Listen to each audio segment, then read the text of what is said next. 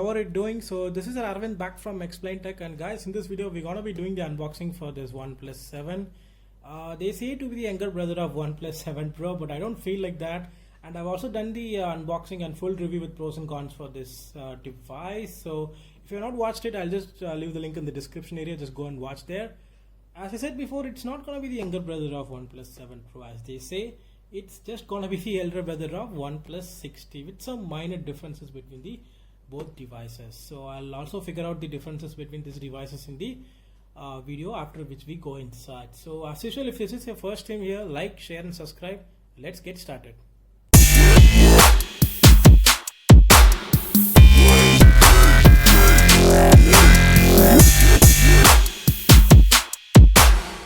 So guys, the box looks similar to what we saw in the OnePlus 7 Pro. The only difference would be the missing of the Pro signature that we had in the OnePlus 7 Pro box, like you see there.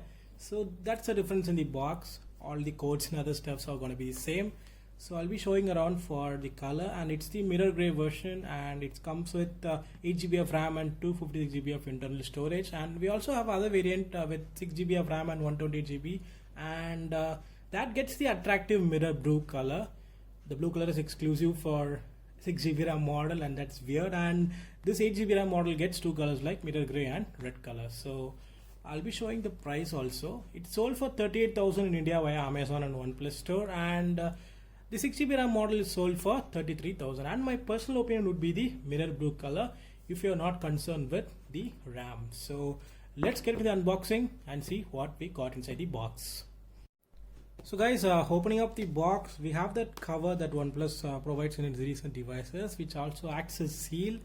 And for our convenience, I've already opened up the seal. So let me take off that cover. And as you can see, it says OnePlus 7 over there. Let's lift the hood. So it's very hard to come out. A few moments later. There we go. There we have the OnePlus logo as usual. And it should contain the case and other booklets. Let me take that and show you. As you can see, we get that TPU case. It's the transparent TPU case, rubber case. So let me show you what else we got inside. It's going to be the same stuff that we got with the OnePlus 7 Pro, and there we go. We have that pamphlet and other stuff. So that's what it is.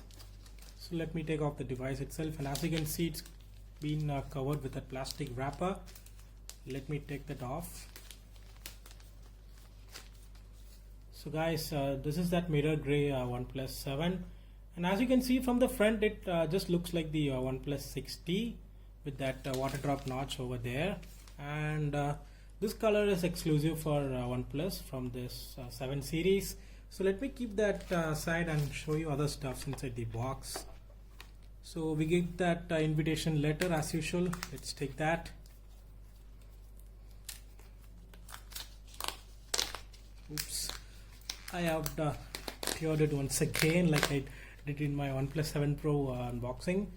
So it's the invitation letter from PTLU. If you want, just pass and read it. And we do get the Type-C cable. It's the Type-C charging cable.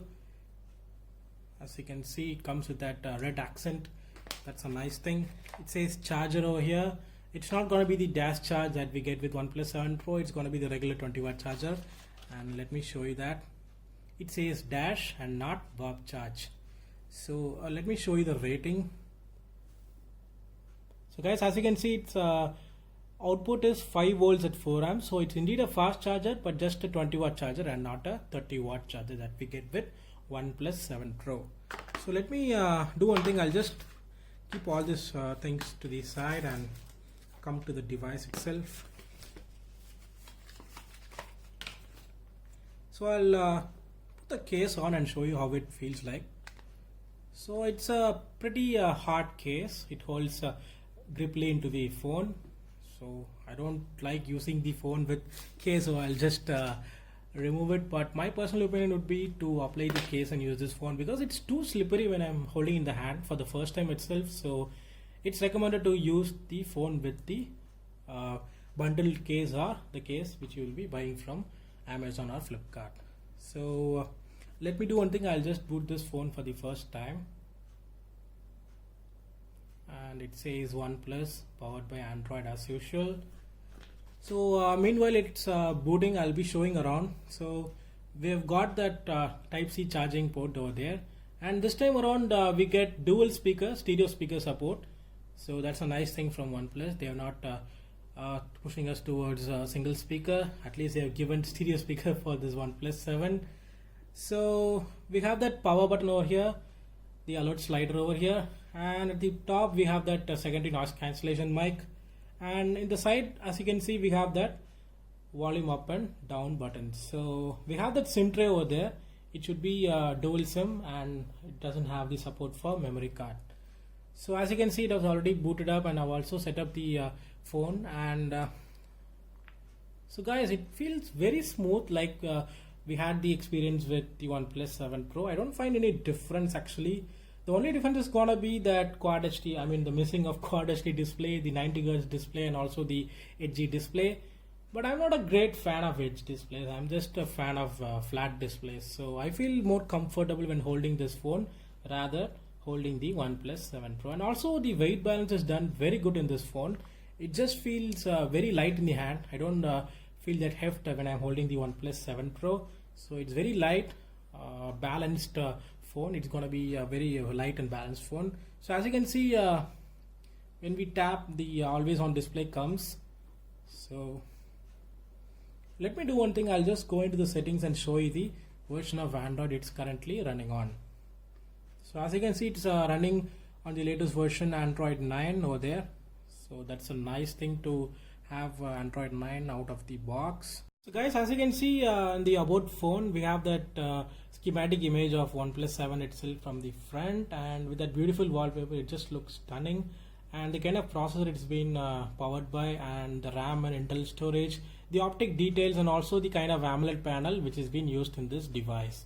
So OnePlus calls it to be the optic AMOLED panel, and we have seen the fluidic AMOLED panel which is powering the OnePlus 7 Pro. So they are different in naming their displays, and we don't find any reasons for that specified naming. So that's what it is.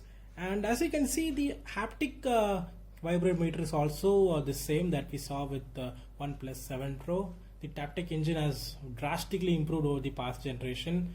So that's a nice thing, and you know, that just gives a smooth feeling of using a 90 Hz display instead of a 60 Hz display. So guys, I'll do one thing. I'll just head towards settings in order to register my biometrics for the first time. And in order to do that, we have to head towards this security and lock screen tab. And in that, we will be having an option called fingerprint. And in order to register a fingerprint for the first time, you have to set up a pattern of PIN. And I've already set up the pattern. So this is the process of fingerprint. And guys, make sure that you're keeping all parts of your finger, I mean all angles of your finger correctly in order to get a smooth fingerprint experience. So that's what is the process. It takes some time to register a finger mark, and it's saying to adjust the edge grip. So I'll be doing that. Make sure you're registering all edges of your fingers also.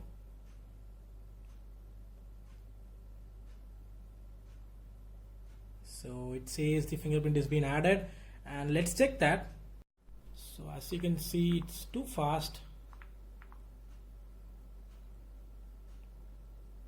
Sometimes it misses out, but 99% it's too fast. So that's not going to be any problem with the fingerprint implementation. But one wrong thing that OnePlus has done with the implementation of fingerprint and also the always on display is that when the phone is on the table, and as you can see, we don't have that always on display or fingerprint icon. You have to tap the screen in order to get that fingerprint icon, then register, then it opens. So it's an hectic process every time you have to do that. Instead, they should have gone with the always on display that should glow all the time. But OnePlus claims that they have not done that in order to save the battery life. So that's a valuable point they are mentioning, but this implementation is a bit annoying thing every time. So guys, as you can see, we have that on-screen physical navigation buttons over there. So I'll try to enable the navigation gestures itself, and in order to do that, just type navigation in the settings, and as you can see, we get that option called navigation gestures. So we have three types there. So this is the Google Pixel type. As you can see, you have to just tap not to go head towards the home screen and just hold in order to get to the recent apps. So there's the another one called the navigation gesture. That's the dedicated OnePlus style navigation gestures, and if you enable that, you just have to hold in order to go to the home screen and press and hold in order to get to the recent apps. And if you want to take that off, just swipe it and it goes off. So if you're into some apps and if you want to go back, just slide from right or left in order to get to the home screen. So that's a smooth and pleasant implementation of navigation gestures by OnePlus. So guys, OnePlus was talking a lot about the camera in their launch event. So I'll do one thing, I'll just fire up the camera and show you how it looks. And there we have my Oppo Reno 10X zoom. I'll just try to take some photos of it using the OnePlus 7. So as you can see, the shutter speed is not much faster that we have seen already in the OnePlus 7 Pro. It's just taking some 0.1 seconds to take that, but it's not gonna be slower. It just sits between fast and slow. So as you can see, it takes some quite fast photos, and let's see how the quality is. And as you can see, even at the max zoom, we have that beautiful quality of the image. We don't have any noise or other stuff. So that's a nice thing that OnePlus does with its camera. And it's a 48 megapixel IMX586 sensor from OnePlus, and that's a great improvement from its previous sensors. So the other modes, like we have the video mode, and we can go up to 4K 60 FPS. That's a nice option that OnePlus provides. And even we have the 1080p 60 FPS for video recording, and we do get OIS for both 4K and 1080p. So that's a nice thing. And we have a portrait mode, dedicated portrait mode. And guys, I'll be posting some camera samples in the end of this video, so kindly watch that. And there we have the nightscape. So it's the night mode, and in OnePlus style they call it the nightscape. And we do have other modes, I'll be showing that. So if you swipe from bottom, we have other modes like photo, portrait, nightscape, pro mode, time lapse, and even panorama, slow motion, and settings. And in the settings you can enable the watermark if you want, like you can just enable it and keep your name in order to have that in the photos if you are taking. So guys, moving to the front camera, we have the portrait mode, the photo mode, and also for video it can go max up to 1080p, and we don't have that gimmicky 4K resolution like we have in the Samsung Galaxy S10 Plus and S10. So photo, portrait, and this nightscape is only for rear camera and not for front facing camera like we have in the Pixel phone. So guys, I'll do one thing, I'll just do a separate review with pros and cons, and also post some tons of camera samples for your kind reference. So guys, to my personal opinion, if you're coming from OnePlus 6 or OnePlus 60, it's not going to be a great idea to upgrade to OnePlus 7. If you have more bucks, just go with OnePlus 7 Pro. But buying this OnePlus 7 just for the reason that it has a Snapdragon 855, that additional 48 megapixel sensor, and also the stereo speaker that they have given, I don't think that's a wise thing to get upgraded from the previous flagship OnePlus device. So I also forgot to show you the sound effect. I mean, I was skeptical how the sound quality will be, and as you can see, I'll be playing audio for you. So it's adequately loud.